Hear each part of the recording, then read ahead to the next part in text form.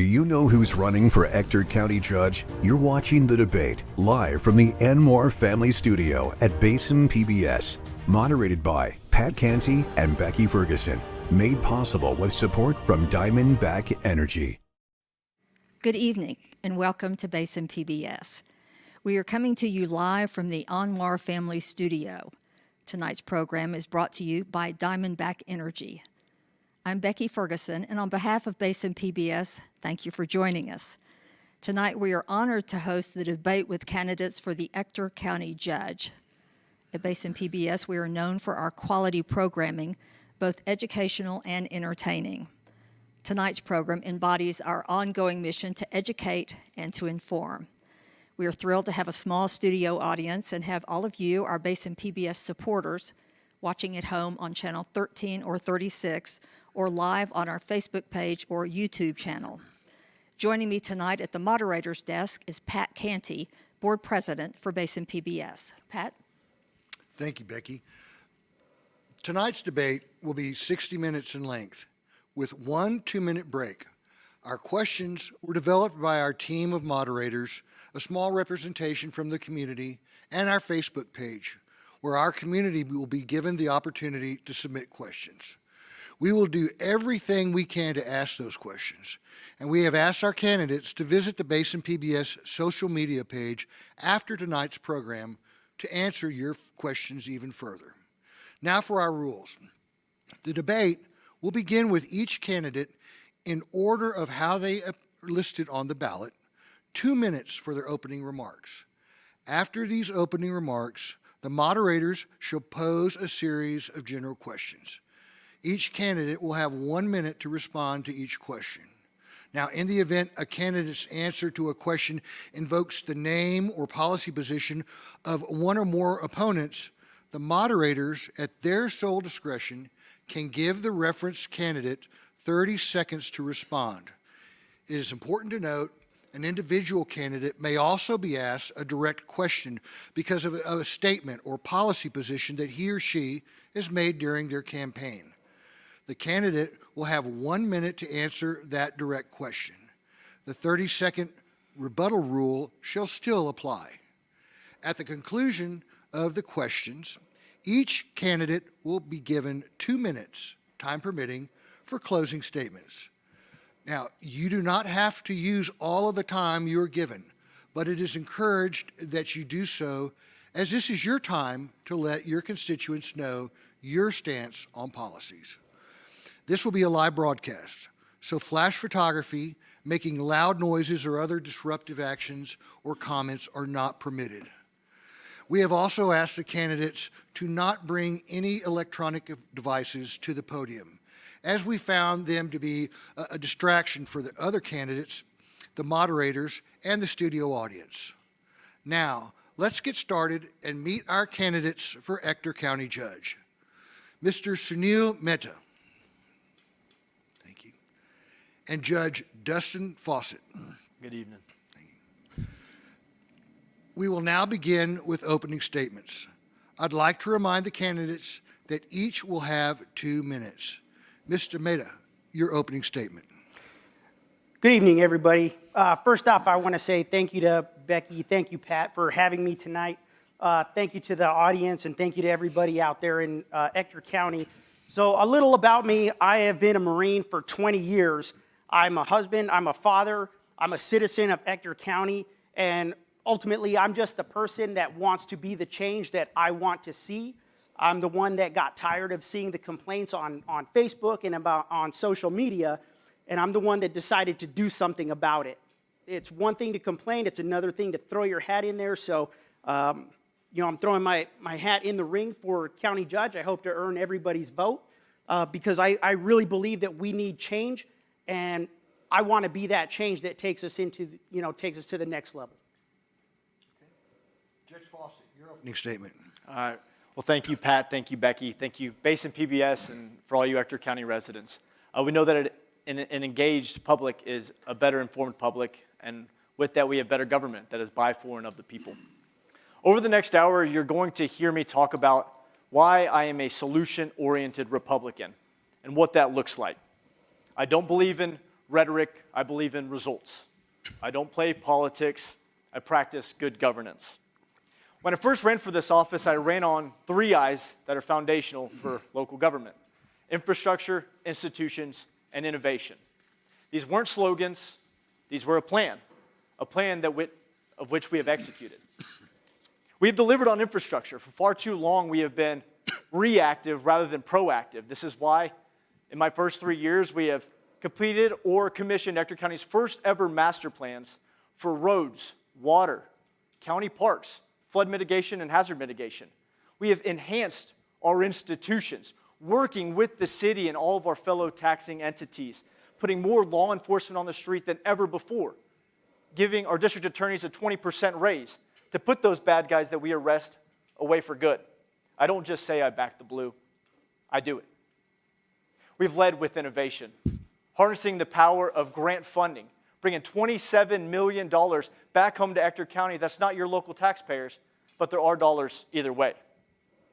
Every year, candidates run for office, they make promises, they say all the right things. Promising is easy. Delivering results is not.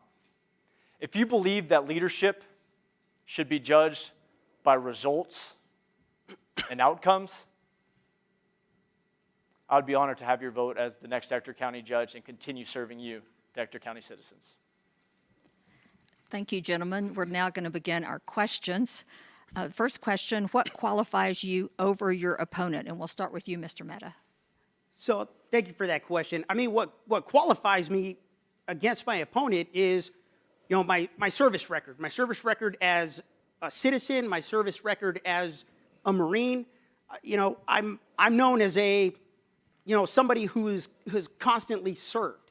I've served in the Marine Corps the whole 20 years that the United States was in Iraq and Afghanistan. I was, did 4 combat deployments. I was blessed to come back and still have 2 arms, 2 legs, no injuries. So I figure, why not give back to the community? Because obviously I was able to come back for a reason. I mean, you can go to my Facebook page. My service record speaks for itself. I have never made a promise that I have not delivered on, because that would destroy my credibility. If I make a promise, I intend to see it through. Thank you, sir. Judge Fawcett. Public policy is a challenging sphere. We obsess over politics, especially today's day and age, over social issues or things that don't necessarily matter. Throughout my tenure as the county judge, we focused on things that matter, about roads and the judiciary and everything in between. I have represented our community down in Austin whenever I worked as a legislative staffer for Representative Landgraf. I have been up to D.C. and Austin as the vice president of the Midland-Odessa Transportation Alliance. It's where I learned how to leverage tax funds to make them go further. That's why we see the expansion of Interstate 20. That's why we see Loop 338 progressing, and even Loop 250 in Midland. This job is the CEO of a $115 million budget. We serve nearly 200,000 citizens. It deserves someone who knows how to work the channels of government, to have good relationship with Congressman Pfluger, Representative Landgraf, and Senator Sparks.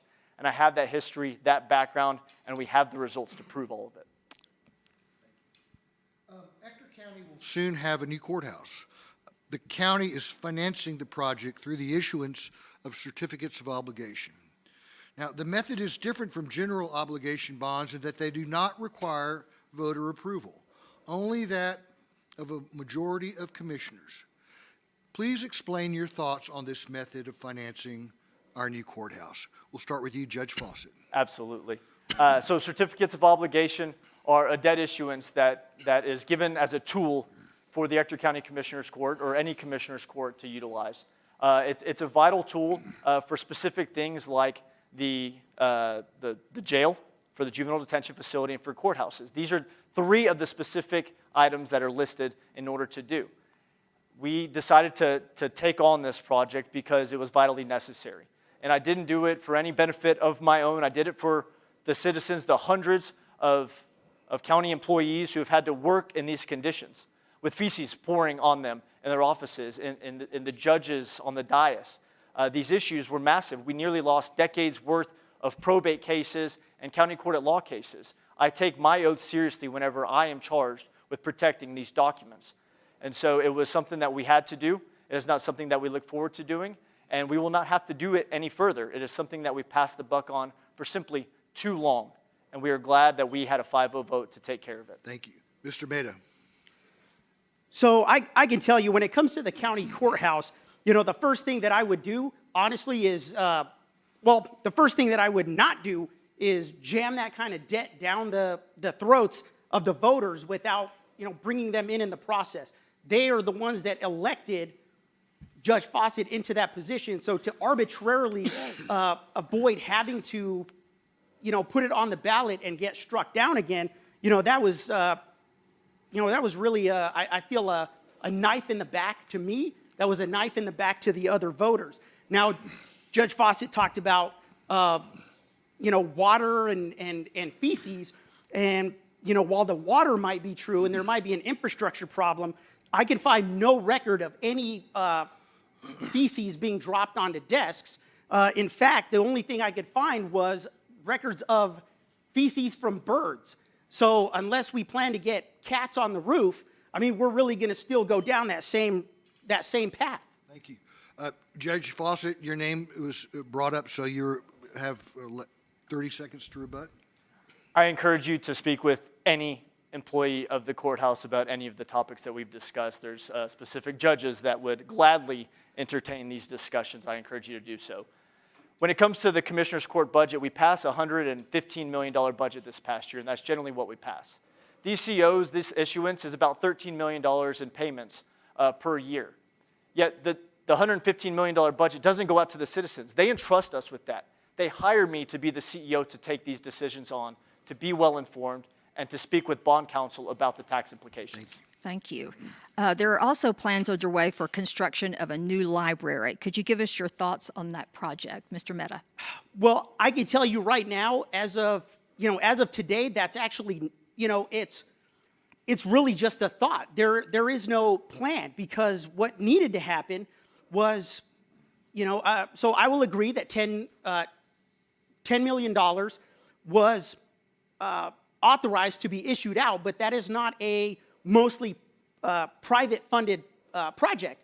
That is 50-50 from the voters and the county, and 50-50 from the library board, which as of today, I can find no evidence of any money being collected for the library board, no fundraising, no members by name. So we talk about this new library that really should have been built by the end of this year, possibly into the middle of, or the beginning of next year. And here we are, we have nothing. We don't have a library that can be built, because that can't even be built until the new courthouse is built. So we're kicking the can down the road, and we're making plans for projects that, are basically thoughts. Thank you. Judge Fawcett. I'm excited about the library. As the father of 3 kiddos, as the son of a public educator, I was proud to partner in this library decision. The $10 million that went towards the library were actually only possible because of our good fiscal responsibilities in my first budget, a budget that we had an interim county auditor in, and we had the county's first ever $10 million surplus due to our good budgeting skills. And so we are proud to turn over that surplus over to the library committee and to partner with them in a 50-50 partnership. And it's an exciting thing to have in downtown as an anchor. I believe that focusing on literacy is vital in Ector County. 71% of Ector County adults don't read above a 6th grade reading level. 71%, we have an issue. Now, it's not the county's job to solve that, but it is the community's job to partner together. By putting it at the heart of downtown, it says, we care about the future. Literacy is the future. It is the great equalizer, and I'm passionate about making sure that the library comes to fruition. Can I say something on that? Nope, it was not. Your name was not brought up. So, do you believe it is important to work with other elected officials in Odessa, such as members of the city council and school board, as well as those in nearby counties, such as Midland? If yes, how would you go about it? And if not, why not? Judge Fawcett. Yes, so this is one of the things I'm most proud of. We engaged in a Permian Basin-wide cleanup called the Basin Beautification Project, where the big four, me, City Mayor Cal Hendrick, the Mayor Lori Blong and County Judge Johnson all worked together to do a basin pickup to address trash, something that's a common denominator. I'm proud of the partnership, and actually I'm endorsed by the other 16 county judges as a part of the Permian Basin Regional Planning Commission to be the vice president. So I work with those county judges all the time. Our relationship with the city has never been better. We're, in fact, partnering in land swaps. We're partnering with Odessa College on the downtown footprint. We work with the city regularly, and I have great conversations with ODC. The relationships in Odessa and in Ector County have never been better between all of our elected officials and our leaders, from the hospital to the school board to Odessa College Board, and we're proud of working together because we all serve the same constituents. We have set aside ego and understood that working together better serves our constituents. Thank you. Mr. Mehta. So I will say that, working with outside entities, ECISD, Midland County, the city of Odessa is critical. You have all of these entities that make up the community. Now, I will say that one thing I don't care about is becoming a vice president on any kind of board by any of, my peers. My service record and my service will speak for itself. I care about one thing and one thing only, and that is to be the best county judge for the constituents that I can, not to win any popularity awards or any trophies. Thank you. Thank you, sir. One of the obligations of the county judge is emergency management. The law grants county judges the power to declare disasters, mandate evacuations, set curfews, and manage resources during floods, fires, and pandemics. So talk about how you would approach disaster declarations, who you would involve, how you would determine the need for setting curfews and managing resources. And we'll start with you, Mr. Mehta. So thank you for that question. So first off, as many of you know, we just had a very frigid winter, and long before the winter hit, I was already posting on Facebook that we needed to start getting ahead of this winter storm, because I live out in West Odessa, and out there, there is a very underserved population out there. So in order to get ahead of this, it was critical. I have stated to many people that we lack the emergency planning that we really should. One of the things that I have mentioned is the storm hit. We have no emergency heating shelters that could go to any communities. I have researched these shelters. We've used them in the Marine Corps. I have found shelters that can be set up in less than half an hour by 3 people, and that could be used to shelter the citizens of multiple areas within Ector County. So the fact that we don't have that, but we've got such a large budget, I think is, it's an insult. Thank you. Thank you. Judge. We've got a wonderful track history when it comes to emergencies. We've seen the Permian Basin container fire. We saw the weather event that took place in Pleasant Farms, where we activated our team and worked with legal to go on to citizens' property that we otherwise couldn't do unless we declared an emergency, to pick that community up. And that's something that's never been done before. And in regards to the most previous weather event, we've never seen a level of coordination like that in Ector County. And partnering with the Salvation Army, the American Red Cross, the West Texas Food Bank, Judge Sarah Kate Schock of the 446 was cooking meals. We had a warming shelter. I'm surprised by these statements. We had a wonderful warming shelter, Barn 8, that we set up, and we had more food than we ever could have needed. We offered transportation with the sheriff's office. We were on daily calls. I attended every single National Weather Service update in preparation for this. We were fully prepared. We received a great response from our community, and we're proud of the work that we've done. Okay. Thank you. Water is a perpetual issue in West Texas and has become a particularly prominent issue in West Odessa. What do you think is the county's responsibility for water in West Odessa? And we'll start with you, Judge Fawcett. So water is one of the things I'm most proud of our work in. We've applied for multiple grants, and we've actually been working with both Congressman Pfluger's office, who I took on a drive around West Odessa to explain this scenario, and then also with Representative Landgraf. Recently, you'll recall, he just received, or just had funded for us out of a general revenue grant, $17 million to put water lines in West Odessa. 16.75 will be for pipelines. 250,000 of it I asked to be earmarked for a master plan. That way, once we have that master plan, we can go after additional grants at both the federal and state level. We're proud of those efforts. Ector County Utility District serves West Odessa, but we know that we have a role to play. And so we work with ECUD, and we're trying to work on applying for those grants. We actually applied just last week for an Army Corps of Engineer grant that Congressman Pfluger's office called me and said, we have a deadline at midnight tonight. We are thinking of y'all. Y'all always are applying for grants. Do y'all have some projects for us? And we are proud to do so. Thank you. Mr. Mehta.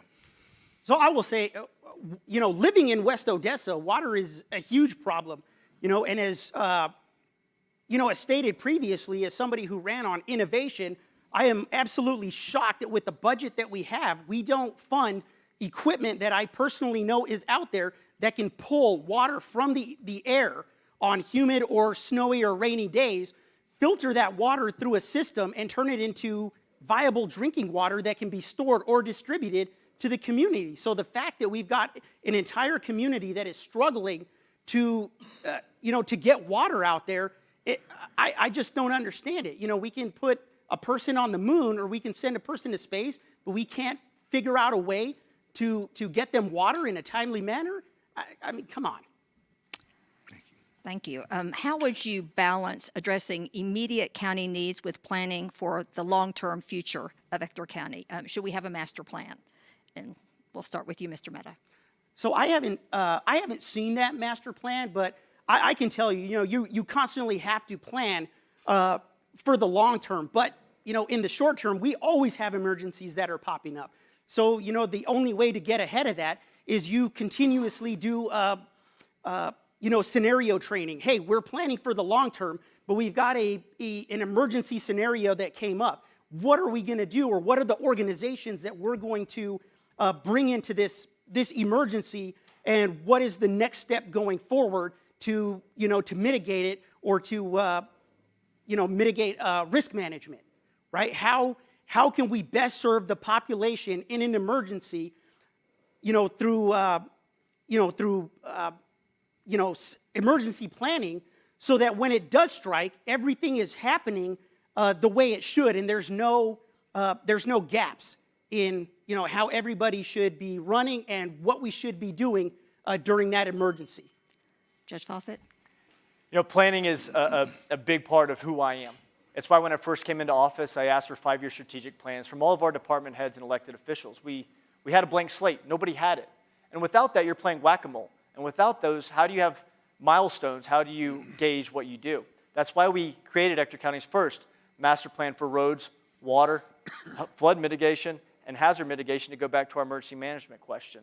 And so with those, you have long-term planning, immediate, intermediate, and long-term. And you can also turn around and apply for those grants. Grants take a long time, so those are more of your long-term. In the short term, you at least identify those needs. We did a needs assessment on all of our facilities. We drive around with our Public Works Department. We identify those, and we want to understand, when it comes to roadways, is this one close to failing? Is it better to let that one fail and enhance that later on? Or is this one close to failing? It's more of a C-grade road. We need to address it now. And so those inventories and those ride-arounds are very beneficial. But the planning department, we are proud of our record whenever it comes to planning. We're setting up the future for success. So a set of rules were adopted about a year ago, and they set out expectations for decorum, including prohibitions against personal attacks, profane or threatening language, or racial, ethnic, or gender slurs. They give the judge the authority to instruct a bailiff to remove a disruptive person after one warning. Do you agree with this policy? Why or why not? We'll start with you, Judge Fawcett. I absolutely agree with it. We were surprised that we didn't have one on the books, and that was generally what we wanted to make sure that we did, was we wanted to delineate those rules of decorum for this court proceeding. We are conducting the county's businesses. It is important. Now, I am much more laissez-faire. This past court on Tuesday, we had a citizen come in who frankly ranted and raved and called all of us pigs. We did not kick him out. We let him say his piece. He had some issues that he needed to deal with, and that's okay. He had his 3 minutes. I believe every citizen is entitled to their First Amendment right to free speech. I'm a free speech absolutist in many ways. I think it's important for folks to show their concerns. We haven't had to utilize any of this. It was really to make sure that we had rules on the books for 3 minutes for these things, and to make sure that we understand that this is an important place of business and we need to have a certain level of decorum, and that's important to have. Thank you. Mr. Mehta. So I will say in regards to that, being somebody that served 20 years in the Marine Corps, I absolutely believe in a citizen having and being able to use their First Amendment right? That is, whether I agree with it or not, that is irrelevant. What is relevant is that they have their First Amendment right and they are free to use it. Now, with that being said, once we start crossing into the boundaries of, using racial slurs, ethnic slurs, it becomes something entirely different. So in that aspect, when you look at that, now you're talking about, more than just executing your First Amendment right. You're really attacking somebody, and attacking somebody like that could turn really violent really quickly. We talked about, how there's plans. Well, let me tell you, everybody has a plan, until they get punched in the mouth. So. Thank you. A major project called the Texas Critical Data Center is currently under consideration in Ector County. The project and others like it increase county tax bases, but they are also heavy users of resources and may require additional infrastructure. What are your thoughts on projects like this, Mr. Mehta? So projects like that, I will say, here in the 21st century, we really have to adopt things like AI. I am a fan of AI and how it can enhance, Ector County and, ultimately the human race, the human population.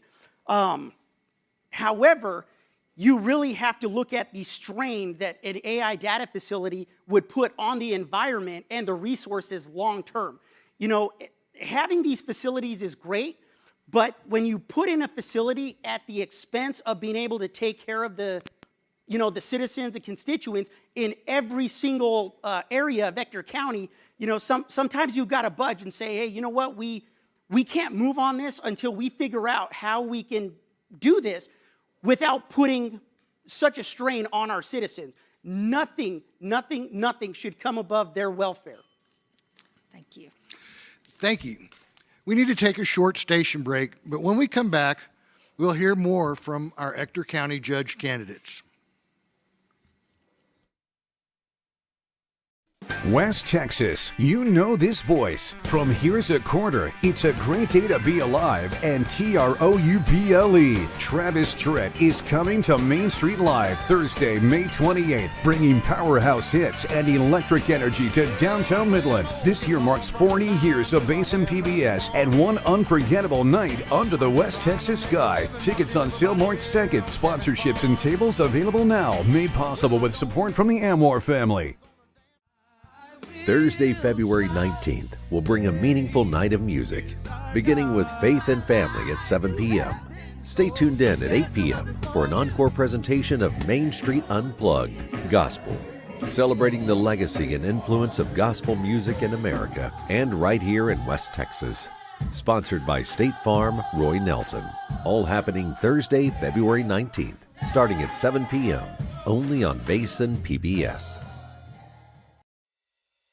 Here in the Permian Basin, we are blessed with world-class resources beneath our feet. Oil and gas is not just an industry, it's the foundation of our economy, a defining part of our identity. Even if your business isn't directly in the field, that you feel the impact in your customer base, your workforce, your growth, and your future. These conversations matter. Tune in for the Midland Chamber of Commerce's State of Oil and Gas, Thursday, February 26th at 7 p.m. on Basin PBS.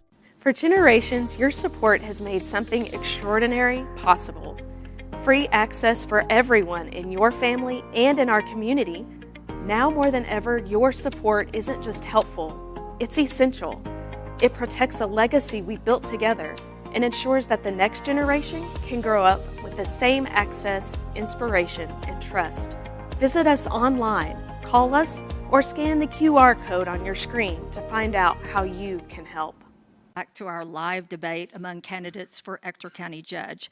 We're here in the Anwar Family Studio at Basin PBS, and I'd like to remind our candidates that the rules, as mentioned at the beginning of this broadcast, still apply.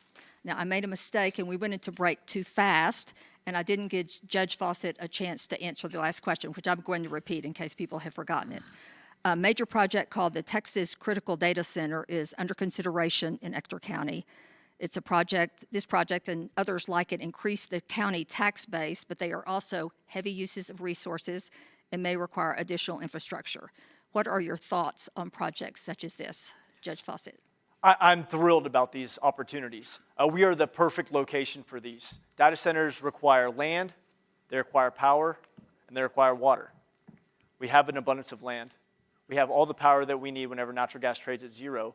And frankly, we live on an ocean of water. We produce 25 million barrels of produced water per day. We're shooting 20 million barrels of it downhole and into SWDs, and we're only recycling about 5 million barrels. We're fostering an opportunity of innovation, and there's some great partners. Diamondback, the sponsor of this event, is one of them that is looking at repurposing this water. What that means is we have on the horizon, we're going to find ways to clean up this water, also not just for the data centers, but for our communities here in the desert. As far as the diversifying of the tax base, that's great for employment opportunities. Odessa College is already at the forefront of looking into this. But some of these projects could double, if not triple, our taxable value. Ector County's taxable value is $24 billion right now. A single one of these projects is looking like $25 billion, just this one. Thank you. So at this point, we're going to do something just a little bit different, and that is to ask each candidate a different question related to the same topic. First, Mr. Mehta, in December of 2024, you filed a $1 million lawsuit against Ector County for wrongful termination, claiming whistleblower retaliation, discrimination, and harassment. Could you tell us more about that lawsuit? So I will, in terms of the lawsuit, there's information that's been posted on the Odessa American. If anybody else has or wants information on that lawsuit, which is still ongoing and will continue to be ongoing until it's resolved, I'm more than willing to give anybody the name and phone number of the attorney that I've retained in order to handle that, just to ensure that I am acting on the same principles that I stated when I first threw in my name for the judge, which is transparency and accountability. Okay, and so to follow up on that, Mr. Mehta, should you be elected, you would be suing basically the county over which you are the executive officer. So would you continue your lawsuit? So I will say that the lawsuit will continue because at the end of the day, if myself or anybody in the audience, anybody in Ector County, committed a crime, we would be held accountable in some way, shape, or form.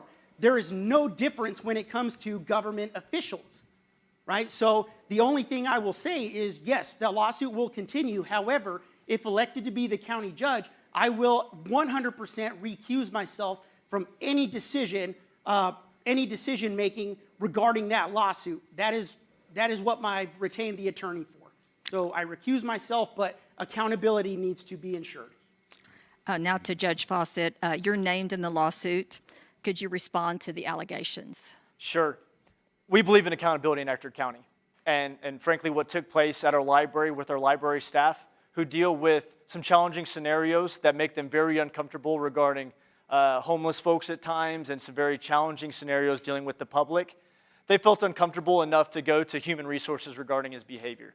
They felt threatened by text messages and other messages regarding don't come into work if I send you certain code messages. And the department took action. This is not something that comes to the level of the commissioner's court. We only have the ability to hire and fire at the director level. Employees that are throughout the county, there's 750 of them. We have no authority to hire or fire them. This did not make it to our level. We were briefed on it. But ultimately, it was the call of the director and the human resources department to terminate. That is 100% false. So I'm glad that's okay, being recorded. We'll give you 30 seconds.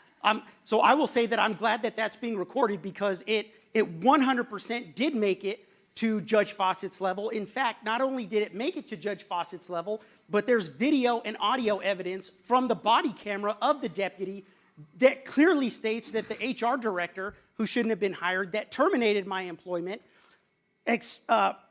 expressly talked about this issue with Judge Fawcett by name and was given authorization by Judge Fawcett to terminate my employment. That is on the body camera and it is on audio. Okay, thank you, sir. And a follow-up to the judge. I'm going to ask you, you can respond to what was just said, but is there a county protocol for paying court judgments with the money come out of the regular budget? It comes out of the budget. It is something that we have outside counsel for. We get sued all the time out at our jail for inmates who are upset about toothbrushes or any other disgruntled employee, which is this case. Folks are not always happy. They see that the county has millions of dollars in the bank, and they go after taxpayer funds. And I'm not a big fan of that. We were reading 1 Corinthians last night about lawsuits. I'm not a big fan of them, even though I am a judge. I think you settle these things in proper manners, and I think that the county was justified in its actions, and there's nothing further I think that needs to be said. There is. We're going to move on from that topic. The county has powers to fight illegal dumping. Is this something you view as important? And if so, how do you plan to tackle the issue? And how might a citizen or citizens report such violations? We'll start with you, Judge Fawcett. Illegal dumping is something that we tremendously care about. It's why we did the Basin Beautification Project. We all see the trash out here, and we need a prettier community. Our median age in Ector County is under 31 years old. To bring young families out here, my daughter shouldn't have to see trash everywhere. We should not have the West Texas flag that is a grocery bag on the side of the road. So we have put more resources. We bought additional roll-offs. I actually wanted 14 roll-offs for our team at environmental enforcement. We ended up cutting that budget back through some political decisions in the budget. That's okay. I voted against that. I wanted all 14. We wanted to have permanent stations, one in Gardendale, one in West Odessa, one in Pleasant Farms, to rotate in different sites. That way neighbors could go pick them up. It ends up being more cost-effective for us to own these roll-offs and run those to the dump than it is to make these calls running out to neighborhoods and trying to get our grapple arm and everything else. And so we've put more resources into this department than ever before. Mr. Meda. So I will say that, I feel that that's 100% false. I mean, you can go to Goldsmith, you can go to West Odessa where I'm from, and I can show you mountains upon mountains of just tires that have been left there for months, years, buckets of oil that are just left on the side of the road to drip into, the environment, and I know that it's not something my opponent sees, working up in the Stucco Palace, but when I have to drive to the west side and I see this on a daily basis, and I have to smell this on a daily basis, it's an issue. It needs to be tackled, and there's avenues of approach to tackle it. But if I'm elected, that is an idea that I will bring to the citizens to get their input, because they, along with me, are the ones that have to live with this day to day, especially the ones in West Odessa. Hey, Judge Fawcett, you have 30 minutes for a rebuttal. 30 seconds, yeah. 30 seconds, I'm sorry, 30 minutes. Thank you. That's a long rebuttal. We've driven every roadway with our team. I take pride in driving out in the community. As I mentioned before, I took Congressman Pfluger out there. I encourage people to go drive our roadways and see these. Yes, there's a significant amount of trash and of tires. We're trying to work on that. We actually just partnered with the team that is shredding tires in South Ector County. Rather than us driving them all the way to Denver City in order to dispose of these, it's an effort that is ongoing, and we're working on it tremendously. It's a problem that will always be there until we finally can solve it. Thank you. County commissioners have the authority and the responsibility for roads outside of the city, but inside of the county. How would you help commissioners meet that obligation, Mr. Meda? So in order to help the commissioners meet that obligation, I mean, first, you've got to bring everybody in, right? So everybody has got to work as a team and look at the problem. The best way to identify problems is to bring the citizens in, and I want them to tell us where the most major problems are. And then collectively, as a, myself, if I'm elected, and the Commissioners Court, we figure out cost-effective ways to address these problems, in the best way possible, while still being good stewards of taxpayer money. There's avenues of approach that are out there. It just takes a little bit of, G2 and working together to make that happen. But it's got to have the involvement of the Commissioner's Court and, most importantly, the community. And they've got to be able to trust us in order to take care of that for them.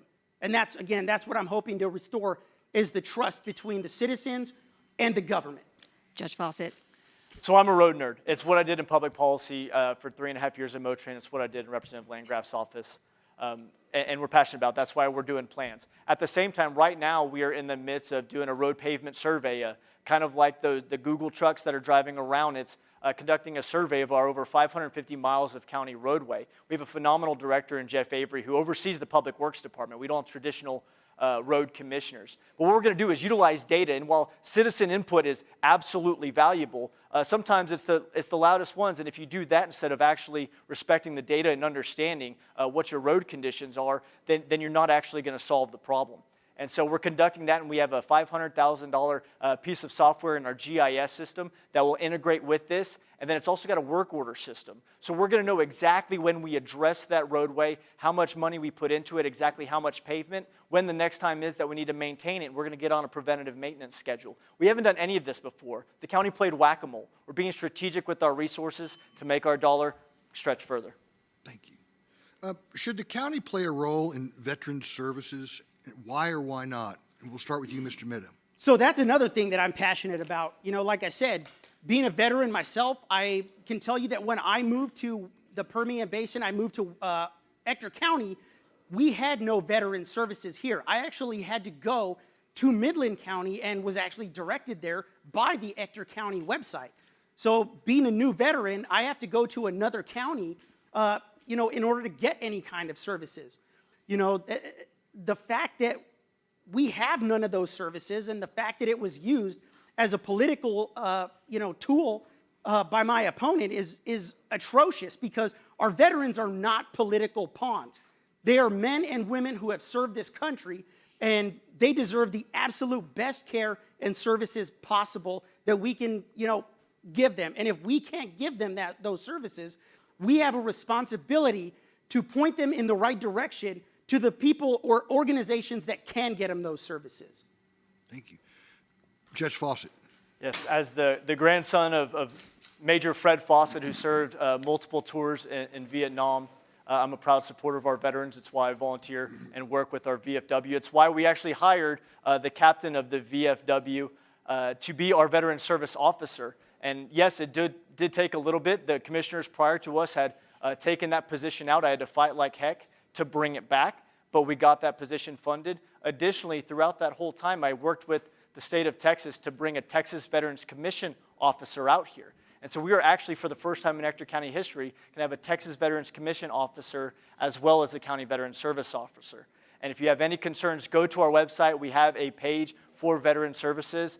We're passionate about this. We want to help those folks. And it's something that Congressman Pfluger and I have spoken about frequently in terms of servicing our veteran, because we know that he is a veteran, and we're actually looking at grant funds to actually expand these services as well.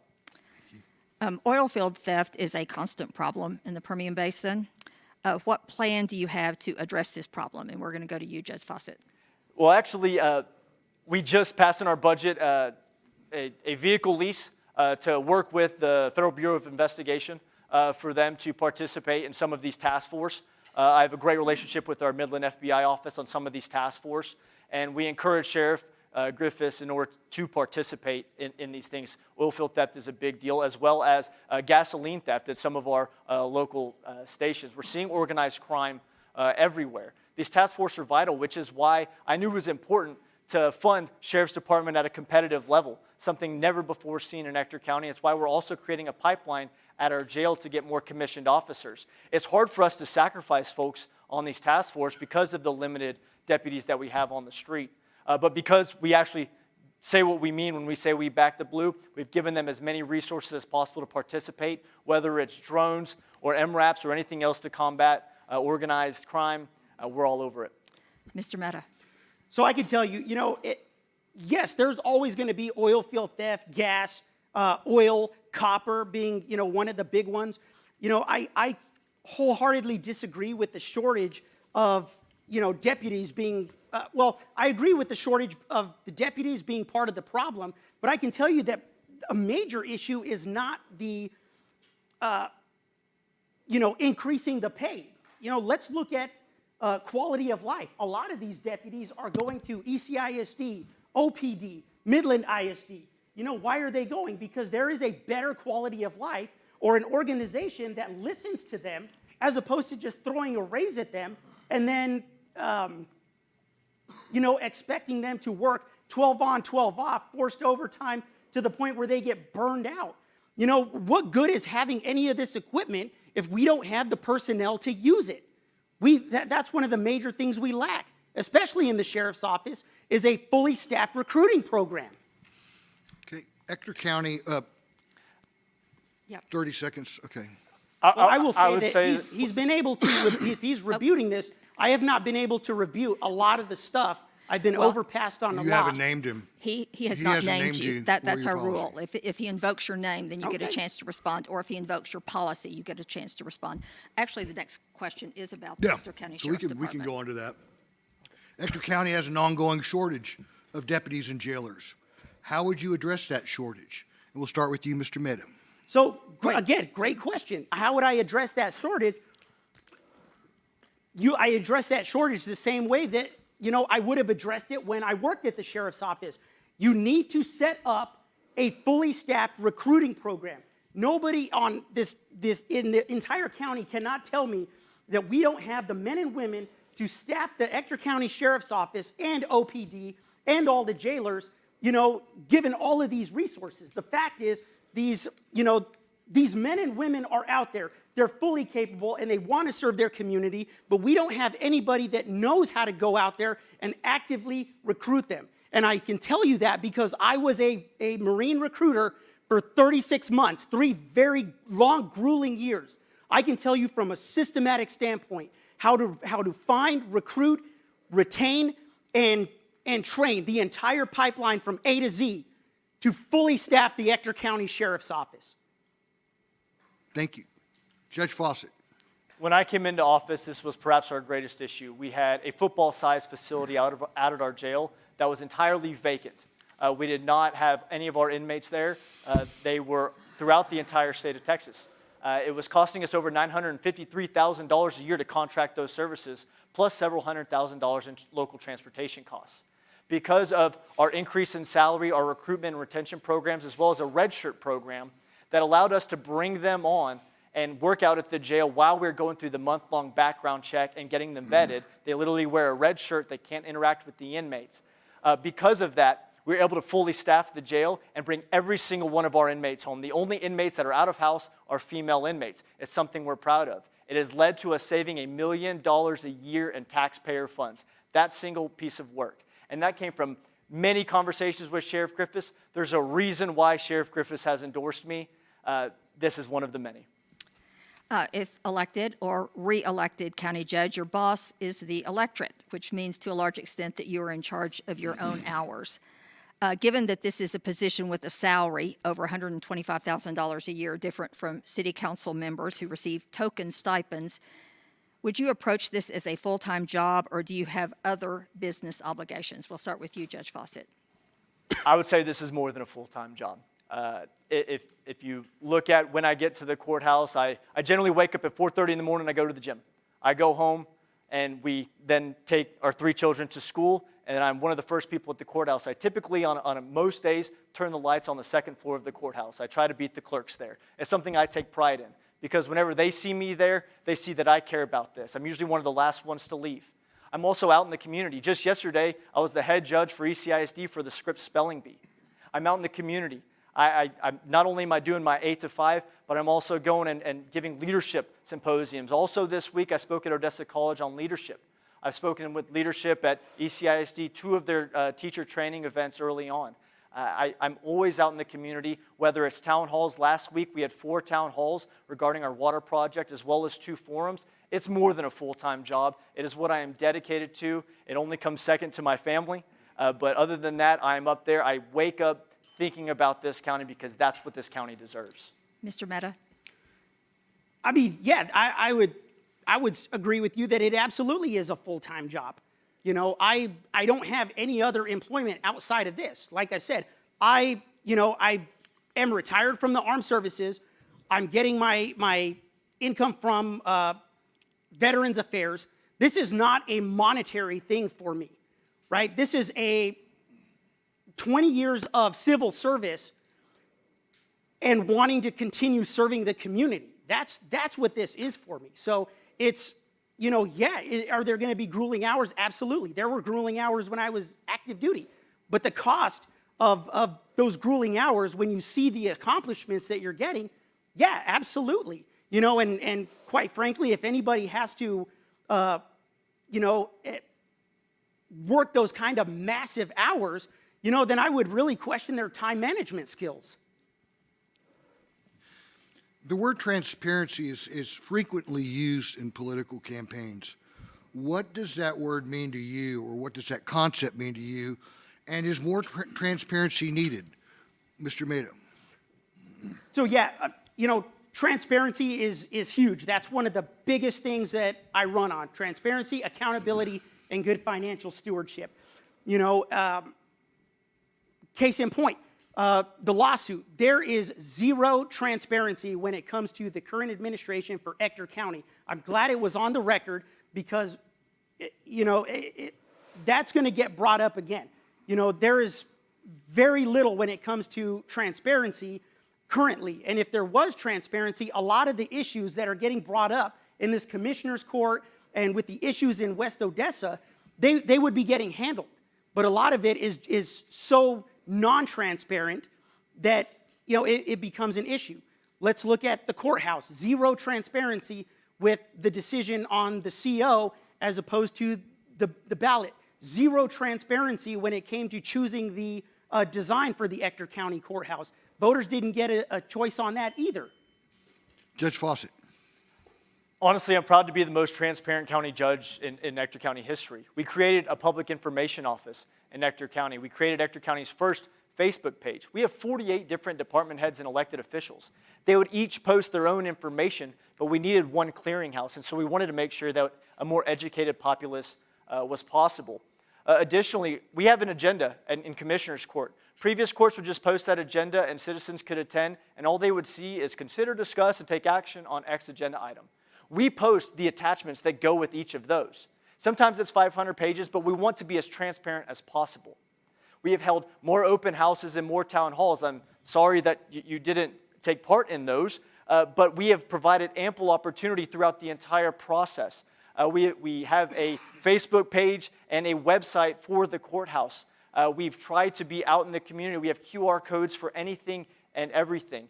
We try to use every medium possible, whether it's Facebook, regular media, Nextdoor app, whatever you can. We're proud of our program. We don't hide from it. Are there services in the county that the county is not currently providing that you would like to see the county provide? And we'll start with you, Judge Fawcett. I would argue we're pretty efficient with what we do. Now it's fine-tuning and making sure that we initiate those plans. The grant funds will be how we do that. These plans will allow us to leverage local tax dollars and turn 1 into 5. That's that Build Master Plan grant. It's an 80-20 match with the federal government. The roads are lacking. We're in an infrastructure deficit. Status quo is our modus operandi for entirely too long in Ector County. So we've got to jump on that. Road safety matters. I have known too many people who have lost their lives to roads.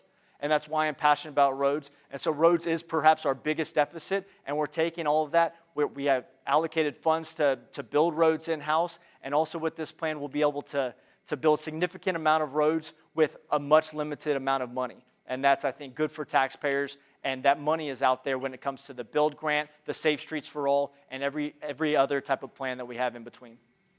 Mr. Mehta.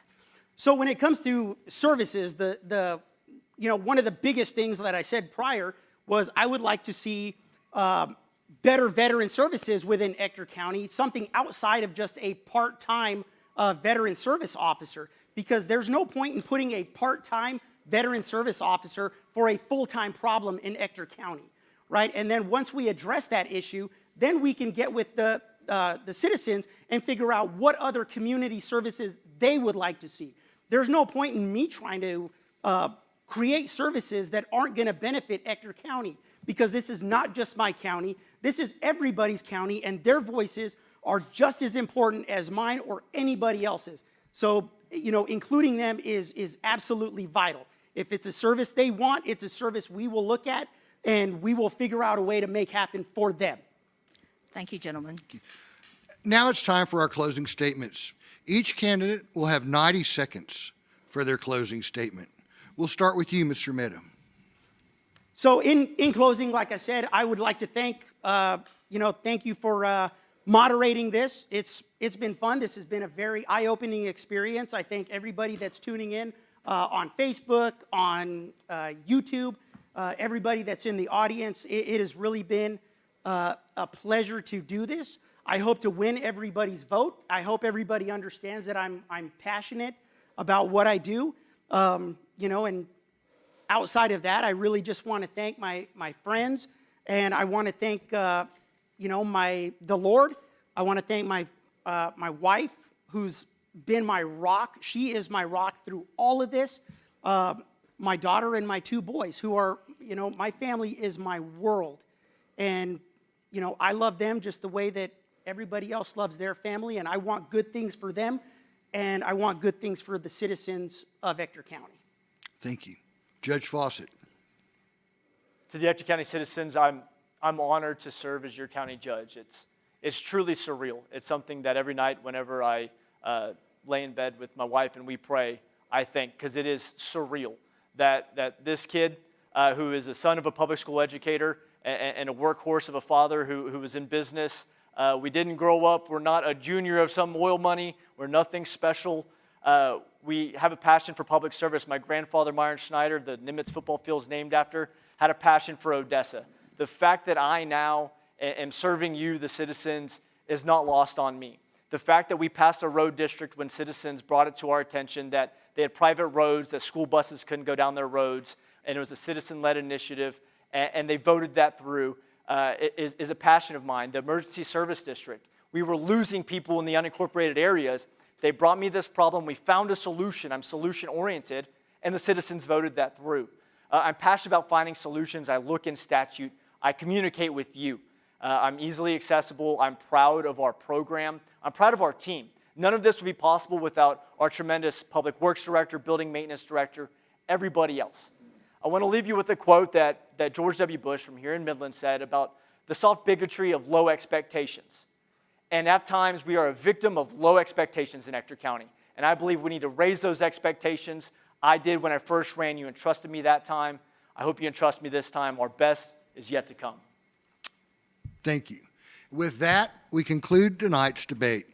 I'd like to thank all of our candidates for participating in this year's Ector County Judge Debate. Make sure you join us on Monday, February 16th, starting at 7 p.m. for the Midland County Commissioners Precinct 4 debate. Please stay with us for a special One Question with Becky Ferguson entitled When Global Oil Hits Home. We urge all registered voters to cast your ballots. Early voting begins Tuesday, February 17th, and will continue until Friday, February the 27th, with voting on Tuesday, March the 3rd. Please check the voting office for polling stations and hours for operations. We'd also like to thank Diamondback Energy for generously sponsoring tonight's program. In addition, we'd like to thank the Elizabeth Yeager family and the Anwar family for their continued support of Basin PBS. Programs like this are possible because you, our members and viewers, support us so much. If you aren't a member and would like to become one, please visit basinpbs.org for more details. There's another way you can support us and have a good time at the same time, and that is to come on out May the 28th for our annual Main Street Live featuring Travis Tritt. I'm Pat Canty. On behalf of Basin PBS and my co-moderator, Becky Ferguson, thank you and good night.